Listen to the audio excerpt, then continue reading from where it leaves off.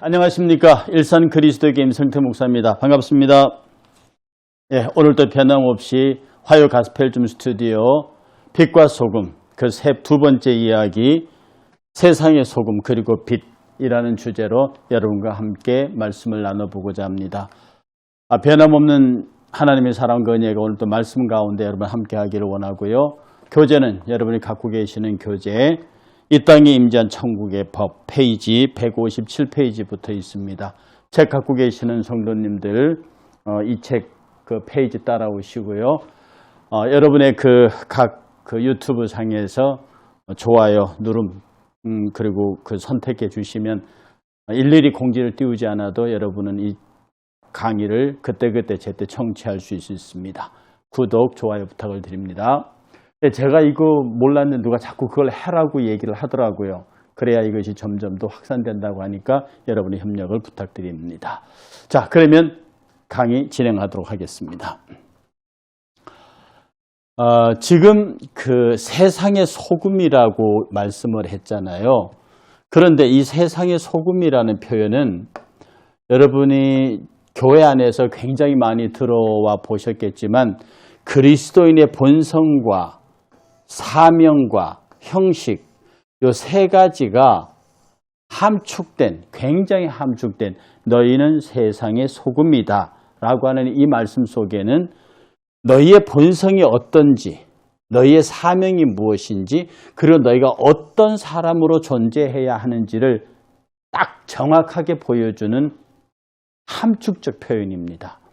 사실은 어떤 존재를 한 가지 단어로 딱 표현한다고 하는 것은 결코 쉬운 일이 아닌데요.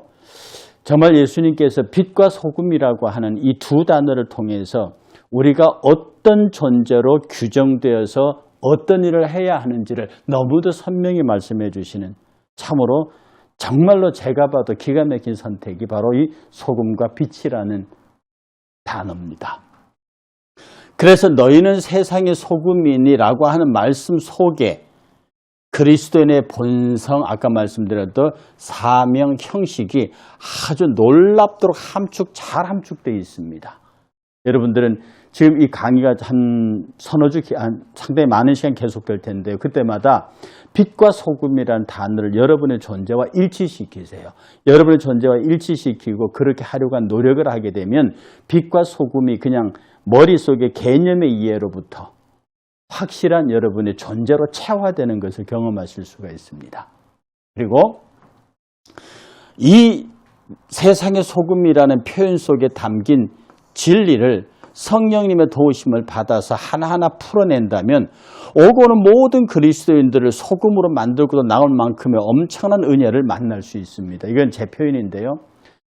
이 빛과 소금이라고 하는 너희는 세상의 빛이요 너희는 세상의 소금이라는 이 말 속에 숨겨놓으신 하나님의 엄청난 사랑과 진리 그 은혜를 우리가 풀어낼 수 있는 것만큼 풀어낸다고 하면 이 땅에 오고 오는 모든 그리스도인들을 다 소금 덩어리로 만들고도 남을 만한 넉넉한 은혜를 발견할 수 있다. 저는 이 표현을 굉장히 귀하게 여깁니다. 우리가 말씀 속에 나타나는 이 짧은 빛과 너희는 빛이요 소금이라고 하는 이 짧은 표현 속에 오고 오는 모든 그리스도인들을 하나로 녹여낼 수 있는 개념을 찾을 수 있다. 은혜의 개념을 이해할 수 있다. 참으로 복된 것이라고 저는 생각을 합니다. 다음. 여러분 이 말씀은 굉장히 중요합니다. 하나님께서는 예수께서는 세상의 소금이라고 그러셨어요.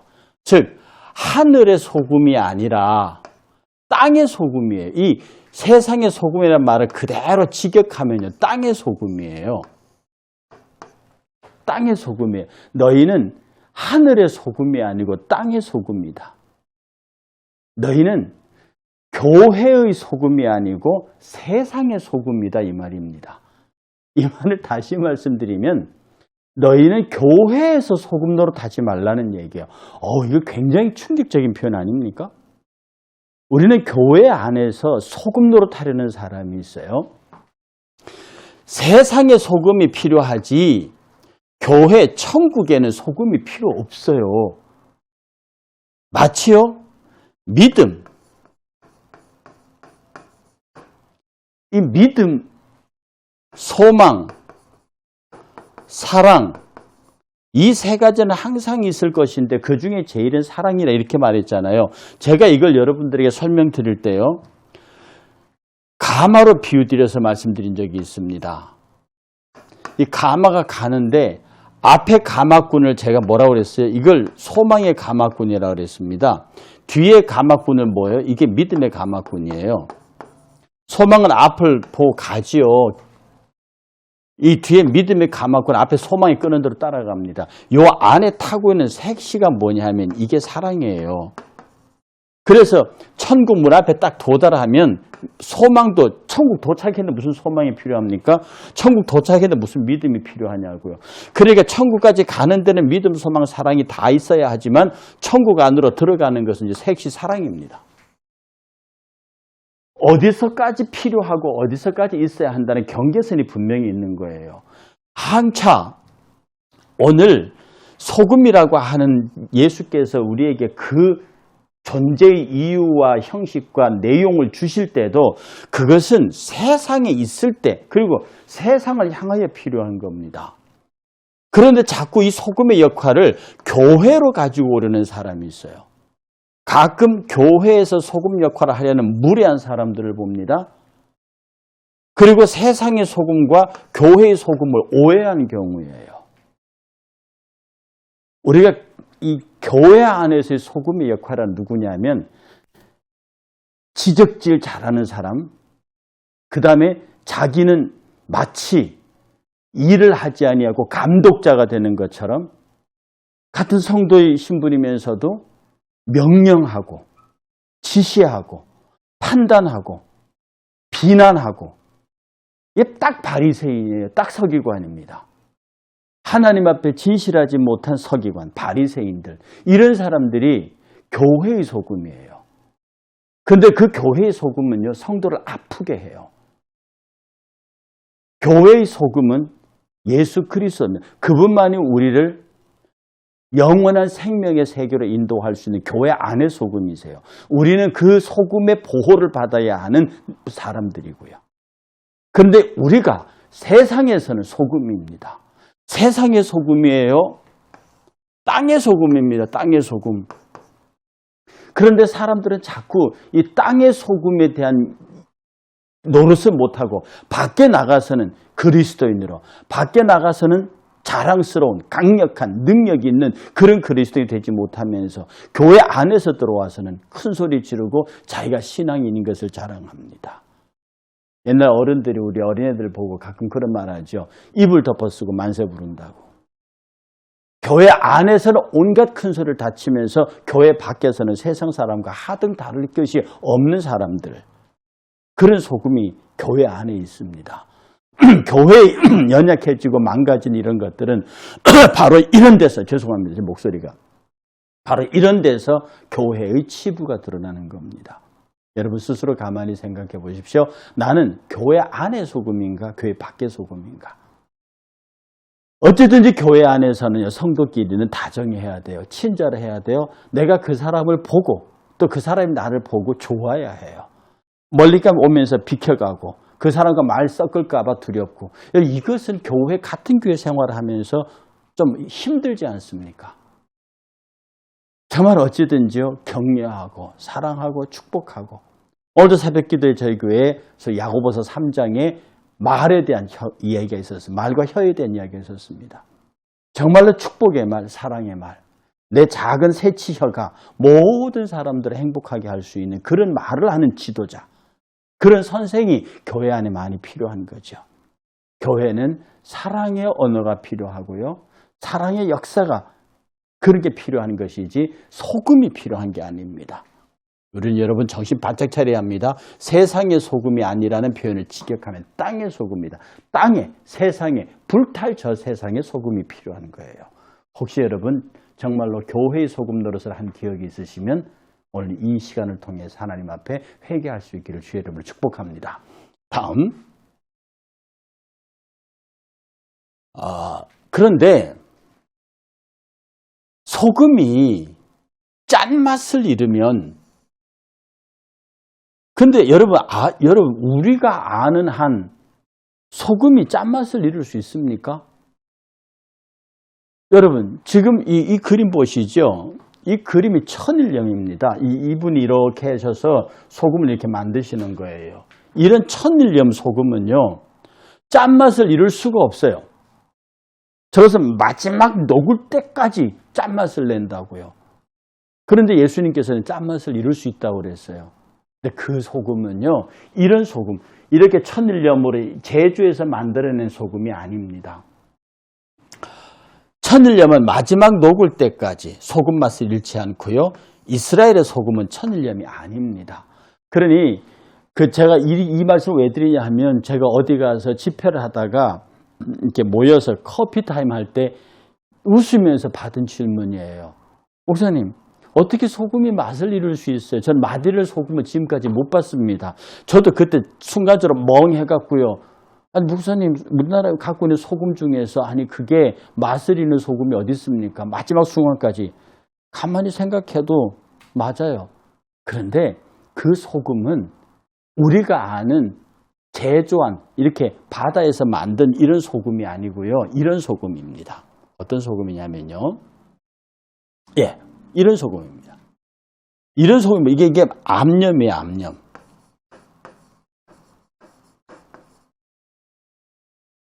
이렇게 드러나 있는 거죠, 이렇게요.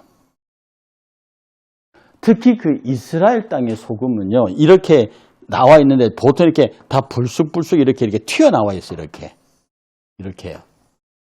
그래서 이 소금 안에는요, 불순물이 굉장히 많아요. 왜? 땅에 있는 거니까. 불순물 덩어리, 여기에 소금이 잔뜩 들어가 있습니다. 그런데 이게 노출되어 있잖아요. 그러니까 비가 오고 눈이 내리고 이렇게 해서 여기 있는 그 소금기를 다 이렇게 비가 오고 눈이 오고 바람 불어서 이걸 다 쓸어가는 거죠. 다 쓸어가고 나면 이 껍데기 모양은 남긴 남는데 염기가 다 빠져나가 버린 거예요. 그러니 소금 덩어리는 분명히 소금 덩어리예요. 그런데 염기는 다 빠져나가요. 암염입니다. 이런 경우에는 갖다 보면 짠맛은 있죠. 근데 그 음식물에 쓸 수 없고 아무데도 쓸 수 없습니다. 분명히 소금기가 있는 소금 덩어리이긴 맞는데 그것은 소금으로도 쓸 수 없고 이거 다 부셔서 흙으로도 쓸 수 없고 정말로 맹랑한 물건이 돼버리는 거죠. 이것은 버릴 수밖에, 길거리에 뿌려서 사람들이 밟게 만드는 그런 것으로밖에 쓸 수가 없는 거예요. 그러니까 여러분들이 우리나라의 천일염으로 이걸 받아들이면 안 됩니다. 천일염은 진짜 마지막 녹을 때까지 소금이죠. 그래서 여러분들이 제가 이것은 집회 나가서 질문 시간에 받은 이야기라서 혹시 여러분들이 오해하실까 봐 이렇게 다 모든 가운데 노출되어 있는 천일염들. 근데 이스라엘은 이런 천일염들이 이 삐죽삐죽 솟아오른 기둥형, 그래서 나중에 이걸 이렇게 딱 잘라보면은 안이 텅 비어있는 경우가 많대요. 왜냐하면 막 뜨거웠다가 비가 왔다가 그러면서 안에 있는 염기들이 쏟아내리면서 마치 엿가락을 이렇게 분질르면 안에 구멍 쏙쏙 나 있듯이 그런 소금 기둥들이 많이 있다는 거예요. 그러니까 소금 기둥이라는 얘기 들어보셨죠? 로세아네가 성을 탈출해서 나오다 뒤돌아보다가 소금 기둥이 되잖아요. 이게 노출된 기둥 모양, 소금 기둥 모양입니다. 그런 것들은 시간이 지나면 지날수록 이런 기둥들에게서 염기가 빠져나가서 껍데기의 맛만 소금 모양을 하고 있을 뿐이지 소금으로 가치는 전혀 없는 그런 경우라고 말할 수 있습니다. 제가 이상하면 자꾸 목이 막힙니다. 죄송합니다. 자, 그 다음 이제 맛에 대한 얘기를 하겠습니다. 맛. 모라이노라고 하는 맛은요, 그냥 맛이 아니라 그 맛을 내는 사물의 본질, 개성, 특성이 다 포함되어 있습니다. 그러니까 이 소금의 맛 얘기할 적에 소금의 짠맛만 아니라 소금의 역할, 소금의 뭐 더 추가하면 과학적, 화학적, 성분, 성량, 뭐 역할, 기능 이런 것들을 다 포함해서 이 맛 속에 이 모라이노란 말 속에 그게 다 함축되어 있습니다. 그래서 맛을 잃다라고 하는 것은요, 우리가 흔히 지금 이 말 속에 짠맛만 집중해가지고 예수님이 소금이 그 짠맛을 잃으면 이렇게 해서 자꾸 짜다고 하는 그 맛만 생각하고 있는데요. 이 맛을 잃었다고 하는 것은 이 본래 사물이 갖고 있는 본질, 개성, 이 특수성 이걸 다 잃어버렸다는 뜻입니다. 무슨 말씀 아시죠? 소금이 맛을 잃었다는 말은 소금의 짠맛을 포함해서 방부제가 되는 역할, 뭐 화학 반응에서 어떤 소금이 일으키는 역할 이런 걸 다 잃어버린 그야말로 아무짝에도 쓸모없는 무용한 소금이 돼버렸다 그런 뜻이에요. 해서요, 말씀드린 맛을 잃었다는 것은 그 맛을 갖고 있는 소금이면 소금, 설탕이면 설탕 그 자체의 본질, 개성 이 모두를 다 잃어버렸다는 뜻입니다. 그래서 만일 그 맛을 잃으면 이라는 표현은요, 단순히 짠맛을 잃었다는 말이 아니지요. 그 소금이 본래 가져야 할 본성, 즉 조미성, 맛을 내는 거죠. 그 외에 방부, 썩지 않도록 하는 거예요. 그 다음에 용해, 녹이는 거예요. 그리고 소금도 결백성이 있어요.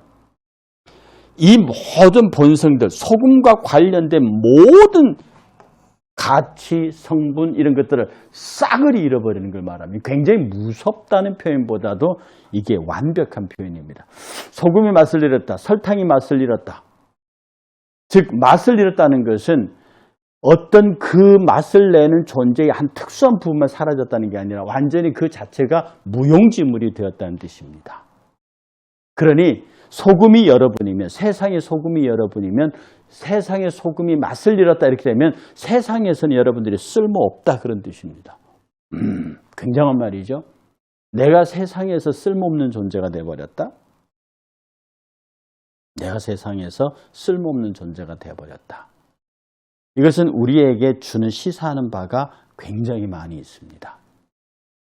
여러분들은 이 맛을 잃어버린 경우는 제일 대표적인 게 아까 말씀드렸던 대로 사두개인과 바리새인들 같은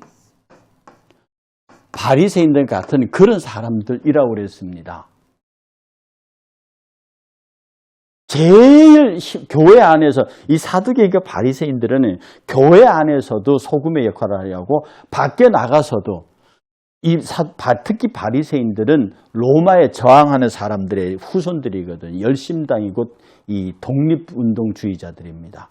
그러니까 로마에 대하여도 적대적이고 자기 백성들에 대해서는 군림하면서 그들에게 소금, 필요 없는 소금의 역할을 하려고 하는 사람들이죠. 이 사람들은 자기 의에 가득 차 있는 사람들입니다. 그러니까 의라고 하는 맛을 내려고 하는데 실제로 그 맛은 죽은 맛이고 아무도 쓸데가 없어요. 그래서 맛을 잃어버리면 뭐만 남느냐 하면 소금이라는 자기 명분만 남습니다. 자기 자랑만 남는다고요. 제가 한번 여러분에게 말씀드린 기억이 있는데 제가 강서구 방화동에서 목사님 네 분이랑 식사를 한 적이 있습니다. 하도 재밌는 얘기라서 몇 번 말씀을 드린 것 같은데 저희들 네 사람이 같이 식사를 하고 있는데 마침 여스님 한 분이 그 식당에 들어와서 식사하는 분들한테 시주를 구했어요. 그런데 그분이 돌다 우리가 밥 먹고 있는 테이블에 와서 시주를 구했다고요. 네 사람이 다 목사입니다. 그중에 한 분이 또 여자 목사님이셨어요. 그래서 제가 얼른 주머니에서 지갑에서 10,000원짜리를 꺼내서 그 스님에게 주면서 스님, 저희들 목사입니다. 이 더운 여름에 탁발하시느라고 수고하시는데 이것으로 시원한 거 사드시고요.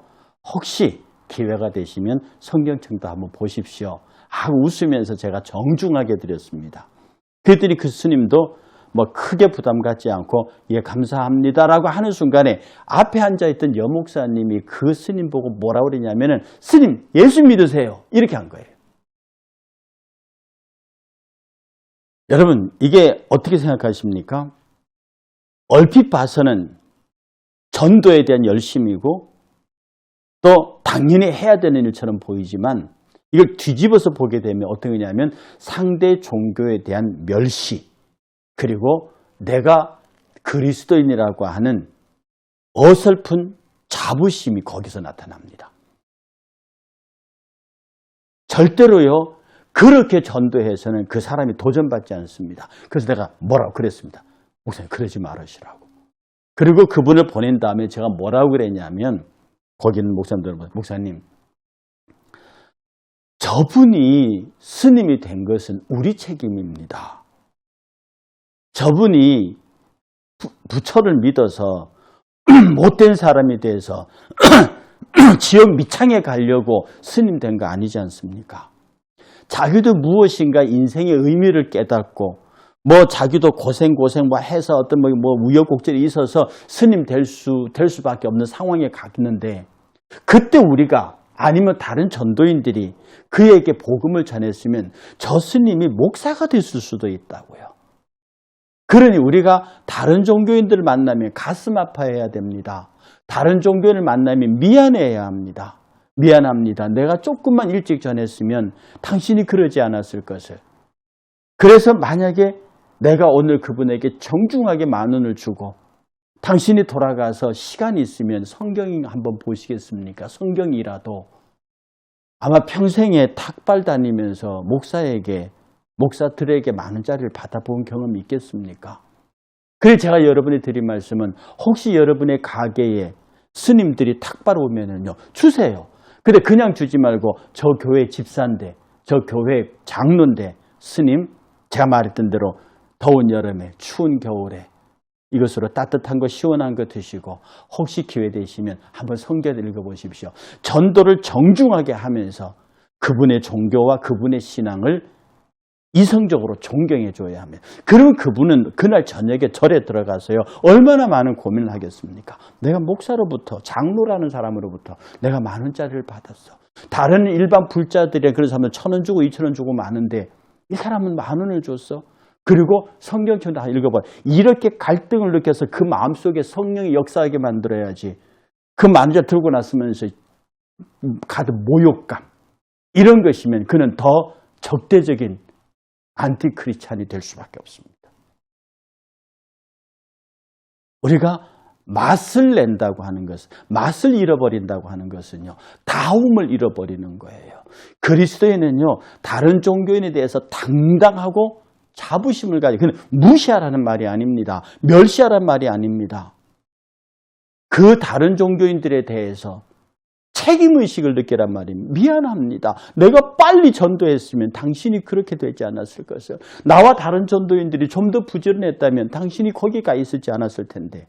라고 하는 태도를 가지고 좀 더 그들 앞에 겸손히 복음을 드러내야 하는 거예요.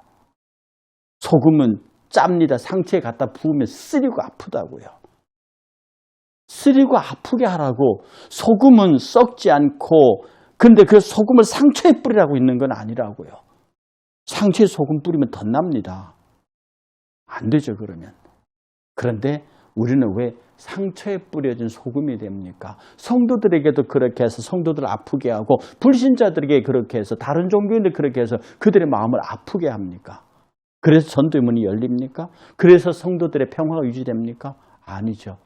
우리는 정말로 맛을 잃지 않는 소금이 될 수 있도록 그리고 그 맛을 제대로 사용하는 소금이 될 수 있기를 위해서 항상 기도하고 주의 은혜를 구해야 합니다.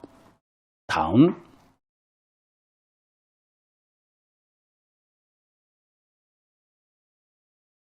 방부제, 썩는 것을 막는 것으로서의 소금이죠. 소금은요, 당시 이스라엘 고대 근동 종교 세계에서 인내와 순결과 부패 방지를 상징하는 물질이었습니다. 그 소금은 구약에 소금 굉장히 중요해요. 소금 언약도 있고요. 소금 맹약도 있습니까? 왜냐하면 당시 소금이 굉장히 귀했고 우리나라 소금이 귀했습니다. 한때 소금을 월급 대신 주었던 적도 있을 만큼 소금이 귀해요. 그래서 소금 자체를 놓고 벌어지는 전쟁도 있었고요. 소금은 화폐의 기능도 있습니다. 그래서 소금은요, 고대 근동 성경에서 인내와 순결과 부패 방지를 상징하는 물건이었는데 그 중에서도 방부제에서 역할이 소금을 유용성 중에서 가장 중요한 부분이었습니다. 고기 잡아서 소금에 절이죠. 그러면 안 썩습니다. 소금에 절인 고기 안 썩는다는 거 아시죠? 안 썩어요. 냉동 기술이 없었던 당시로서는요, 소금의 방부제 역할이 썩지 않게 하는 유일한 수단이었을 겁니다. 뭐 다른 게 있는지 몰라도 적어도 냉동기가 발명되기 전까지는 아마 이런 것 이외에는, 소금 이외에는 썩는 것을 방지할 기능이 없었을 거예요. 성도들의 삶 자체가 상하고 부패한 세상에서 그것들을 썩지 않게 하는 소금의 역할인 절대적입니다. 여러분, 세상은요, 세상끼리는 절대로 썩지 않게 만들 수가 없습니다. 그 이해하세요? 세상에 이런 것을 고치기 위해서, 방지하기 위해서 법을 만들잖아요. 그러면 그 법 때문에 상한 부분이 또 나옵니다. 왜? 이 법 자체도 소금이 필요한 법이에요. 그러니까 어떤 것을 만들든지 간에 거기에 소금이 끼어들어야만 되는 것들로 가득 차 있습니다. 근데 이 세상 사람 어리석어서요, 문제만 생긴 법 만들어요. 뭐 민식이법 만들고 영란법 만들고 문제가 생긴 법 만듭니다. 여러분, 이 법천지에 살면서 지금 우리가 행복합니까? 지금 이 사회를 행복하다고 말하는 사람들의 행복지수를 볼까요? 그렇지 않을걸요? 사람들은 모든 입법이, 법을 만드는 것이 우리를 행복하게 만드는 거라고 생각하지만 저는 절대로 그렇게 생각하지 않습니다. 법은 없을수록 좋은 겁니다. 법은 안 만들수록 좋은 거예요. 왜냐하면 이 법 만들면 그 법을 피해가는 기술이 발생한다니까요. 훌륭한 변호사가 뭔데, 이 혹시 방송 들으시는 분 중에 변호사 용서하시기 바랍니다. 변호사 되시는 분들이 찾아내는 게 뭐냐, 이 사람이 적용받는 이 법으로부터 피해 나가는 길을 찾는 거잖아요. 그게 절차상에서 찾기도 하고요, 본안에 들어가서도요, 어떻게든 다른 법을 적용해서, 맞서는 법을 적용해서 그 사람을, 그 죄를 벗겨주는 거잖아요. 그러니 이런 법 만들면 그것에 대한 또 다른 법이 있으면 그걸 막 또 다른 법을 만듭니다. 그러니까 법과 법끼리 막 상충하는 게 한두 개가 아니라고 그래요. 세상은요, 다 썩는 것들이고 다 소금이 필요한 것들이기 때문에 자기들끼리는 소금이 될 수 없습니다. 그런데 세상은 소금이 될 수 있다고 말하고 속는 거예요. 그리고 어떤 정치인들이 내가 소금이 되겠다고 말해, 진짜 부패한 사람일 수 있습니다. 세상에는 소금이 없습니다. 다 소금이 필요한 존재들이에요. 세상에서 오직 소금의 역할을 할 수 있는 건 그리스도인밖에 없습니다. 오직 그리스도인만이 세상의 소금이 될 수 있습니다. 왜? 그리스도는 세상으로부터 빠져나온 사람들이거든요. 이 빠져나온 사람들이 다시 들어간 게 그리스도인이거든요. 썩어져가는 구수불조는 옛사람에서 벗어나서 말씀과 은혜로 새롭게 거듭나서 성령으로 된 사람이 다시 세상으로 들어간 케이스예요. 그러니 그는 세상에 살지만 세상에 속하지 않습니다. 그러니 세상에 선한 영향력을 미칠 수밖에 없는 거죠. 파워가 있는 겁니다. 소금의 방부제 역할입니다. 여러분, 여러분의 삶 자체가 세상의 소금의 역할을 하고 있다고 하는 것, 이것에 대한 확신과 더불어 자부심과 가지셔야 합니다. 그래 어디에 가든지 여러분은 소금의 역할을 해야 되는데요. 소금에는 짠맛만 있는 게 아닙니다. 이 뒤에 나온 말씀에 소금의 맛은 단맛도 있어요.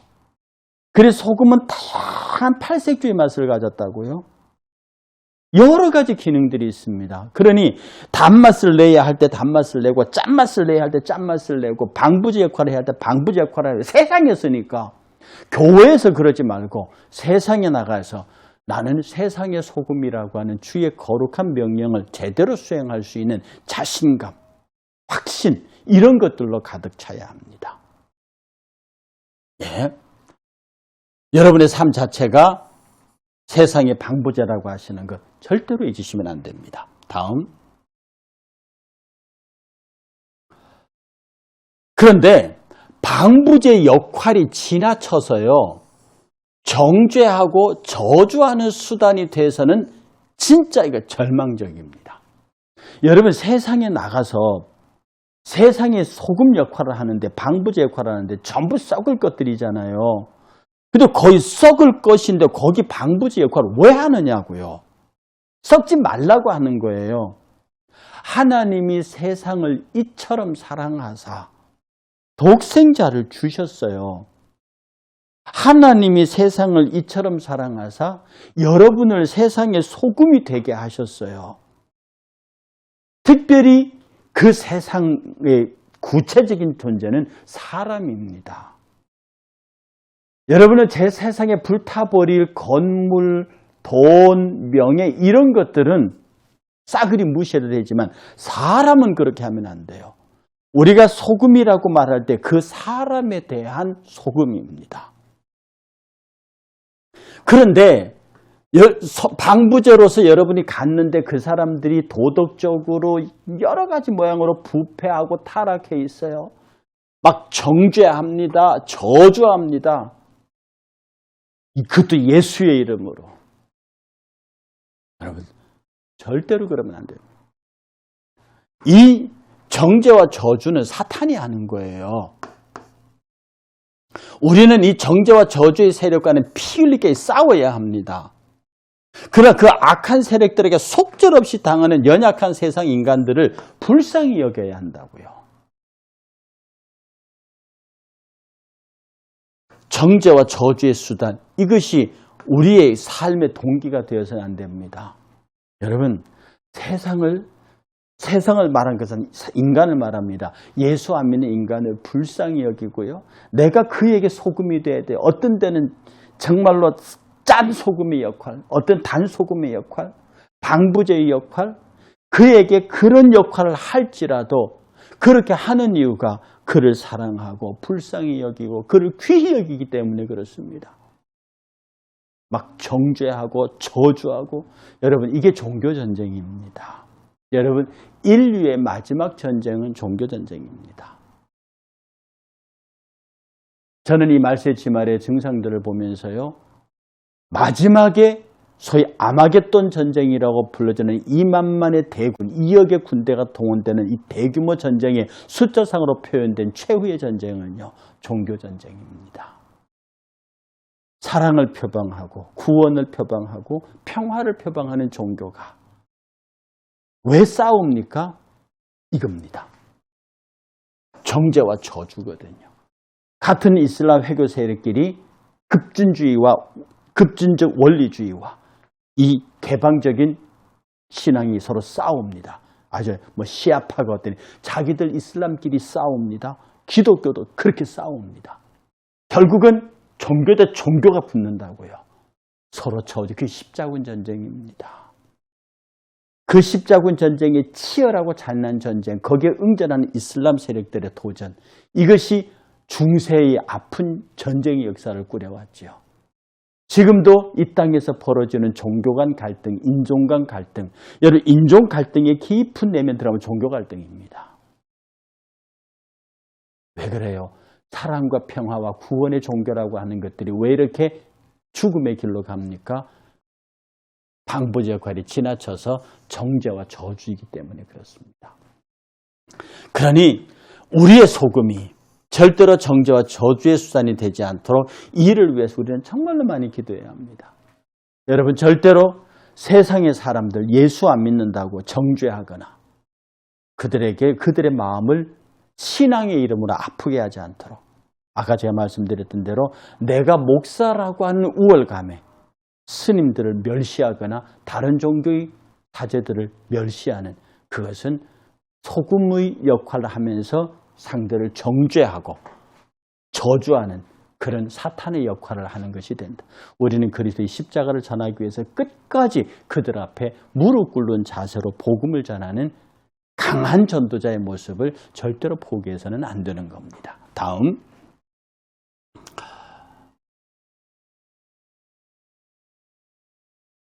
그 말씀에 이어서 소금기가 진한 땅. 지금 여기 보면 소금구덩이라는 말씀이 나와요. 스바냐서 2장 9절 그러므로 만군의 여호와 이스라엘의 하나님이 말하노라. 내가 나의 삶을 두고 맹세하노니 장차 모압은 소돔 같으며 암몬 자손은 고모라와 같을 것이라. 찔레가 나며 소돔 구덩이가 되 영원히 황폐하리니 내 백성의 남은 자들이 그들을 노력하며 나의 남은 백성이 그것을 기업으로 얻을 것이며. 이방에 대한 이스라엘 백성의 정복을 얘기하는 건데요. 소금 구덩이라는 표현이 있습니다. 여러분, 사해 아무것도 없습니다. 저도 사해 가봤는데요.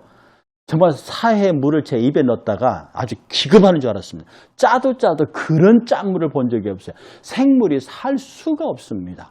항차 진한 소금물에도 내가 혀가 얼얼할 정도로 짜서 그런데 거기에 물고기는 고사하고 진짜 아주 강력한 세균도 못 산다고요. 그런데 소금 덩어리에 소금 구덩이 거기에 뭐가 살겠습니까? 아마 거기도 공기조차도 공기조차도 죽어버릴 것 같더라고요. 이런 소금 구덩이가 되면 안 되죠. 거기는 식물도 자라지 않아요. 사람은 말할 것도 없이 죽음의 땅입니다. 죽음의 소금 구덩이는요, 하나님의 진노로 인한 황폐의 상징입니다. 소금 구덩이는요, 진노의 결과에 악한 사탄이 채워옵니다. 하나님이 당신의 삶을 두고 맹세한대요. 모압, 소돔같이 될 것이다. 암몬, 고모라같이 될 것이다. 다 소돔 구덩이. 왜 이 말씀을 드리냐 하면 우리들이 경건과 거룩으로 포장된 소금 구덩이가 있어요. 정말 그런 분들 앞에 서면요, 어쩔 줄을 모릅니다. 여러분, 도덕적으로 흠결이 없어요. 신앙생활에서 흠결이 없어요. 그런데 그분의 입에서 나오는 게 왜 그렇게 아프게 나옵니까? 그분의 눈빛에서 왜 그렇게 차가움이 나옵니까? 그분의 외교품에서 위풍당당하고 근엄한데 왜 그렇게 그 옆에 서기가 두렵습니까? 조금만 잘못해도 가차없는 질체. 왜 당신은 잘못 안 하거든. 객관적으로 잘못을 안 하거든요. 그러니까 남을 마음껏 책망합니다. 여러분, 교회에 그런 사람들이 있으면요, 서늘해져요. 예배 분위기 쫙 가라앉습니다. 안 돼요. 그런 교회는 소금 구덩이가 돼버립니다. 누구도 살 수 없어요. 그러니 여러분은요, 소금이시면서, 소금이잖아요. 소금 덩어리면서 여러분이 가는 곳마다 웃음꽃이 있고, 여러분이 가는 곳마다 치료되고, 여러분이 가는 곳마다 맛이 나고, 여러분이 가는 곳 어울리는 곳마다 모든 사람들이 두리두리 뭉치는 그런 분이 되셔야 합니다. 신앙의 연주가 오래될수록 여유가 있으셔야 돼요. 혹시 이 강의 들으시는 어느 청취자 중에 교회 장로님들 계십니까? 교회 가시면 저 장로님 무서워요. 혹시 이런 소리 안 들으십니까? 안 돼요. 장로님들, 당신들의 능력대로 주머니도 푸세요. 어린 꼬마들 앞에요, 이렇게 눈높이로 무릎 꿇고 앉으셔갖고요, 가끔 가다가 이렇게 용돈도 줘보세요. 먹을 것도 사줘보세요. 머리 쓰다듬어 줘보세요. 정말로 할아버지 같은, 아버지 같은 다정함과 따뜻함의 소금 맛을 보여주세요. 교회학교 집석 나이 많은 권사님들, 나는 우리 교회 가서 그 권사님 보는 게 너무 좋아. 그 권사님 곁에만 가면 나의 등을 두들기고 나를 격려하고 그런 정말 할머니 같은, 어머니 같은 분이 계셔. 근데 저분 가면 짜증을 내. 저분 가면은 막 질책부터 먼저, 지적질부터 하셔. 그러면 안 오죠. 우리가 섬기는 교회는요, 이렇게 다정한 소금으로 충만한 그런 교회가 되어야 합니다. 예. 다음. 정리해보면요, 소금이 많이 가진 의미들이 있습니다. 우리 속에 넉넉하게 포함되어 있는 의미입니다. 지금 이제 다음 강좌를 통해서 소금의 성품과 성격과 내용과 그래 쭉 얘기할 거거든요. 이 소금이 가지고 있는 의미들은요, 우리가 세상의 소금으로서 어떻게 살아야 할 것인지, 어떻게 우리의 존재 가치가 되는지를 설명하는 내용들입니다. 그러니까 여러분들 먼저 나는 세상의 소금이다 라고 하는 정의부터 분명히, 나는 교회의 소금이 아니야. 나는 교인으로서, 성도로서 세상의 소금이야. 나는 지금부터 세상의 소금이야. 종교적 신비와 비위를 담고 있는 소금. 예. 아까 말씀드렸죠. 당시 소금은 고대 근동의 모든 종교들에게서 아주 신비한 물건이었습니다. 우리 기독교에도 소금이 그래서 담고 있는 의미가 많은 것이에요. 그 담고 있는 내용, 그 소금, 바로 그 소금이 우리를 매개로 해서 그리스도를 만천하에 드러내게 할 것입니다. 그러니 나는 소금이다 이렇게 고백해야 되는 거예요. 그리스도의 소금이다. 이처럼 우리는 스스로도 알지 못하는 사이에 이미 너무도 소중한 존재가 된 소금입니다. 이미 여러분들이요, 예수 그리스도를 믿는 성도라고 딱 고백하는 순간에 우리 소금이 돼 있어요. 너무 질 좋은 소금이요. 너무 질 좋은 소금. 사람들이 바깥에 버릴 수 없는 너무나 짠맛이 제대로 배어서 비싼 값으로 주고 살 수 있는 그런 소금이 됐다고요. 우리 주님은 당신의 보혈로 만드셨어요. 우리를 소금으로. 주님의 핏값은 계산이 안 되는 거잖아요. 그 하늘 보좌 버리신 거룩한 보혈로 우리를 소금으로 만드셨어요. 어디 소금? 세상의 소금이에요. 오늘의 말씀을 정리하면서요. 여러분은 교회의 소금이 아니에요. 세상의 소금이에요. 교회에서 소금 노릇하시면 안 돼요. 특히 교회에서 소금 노릇했다고 지금까지 생각되시는 분들은 이 시간에 회개하시고요. 교회에서는 다정하고 따뜻한 하나님의 사람이 거룩한 겸손한 교제의 사람이 되고 세상에 대해서는 당당한 소금이 되세요. 그런데 맛있는 소금이 되셔야 합니다. 모든 사람들에게 행복하게 하는 소금이 돼야지 그들을 정죄하거나 그들을 책망하는 소금이 돼서는 안 됩니다. 그리고 정말로 우리가 소금으로서의 가치와 존재 이유와 그런 것들을 충분히 담으시고 내가 이 세상에서 소금으로 어떻게 사는지를 내가 주 앞에서 만인들에게 보여주겠다. 그런 당당한 그런 소금으로 살아가시기를 주의 이름으로 축복합니다. 감사합니다. 다음 주에 뵙겠습니다. 평안을 빕니다.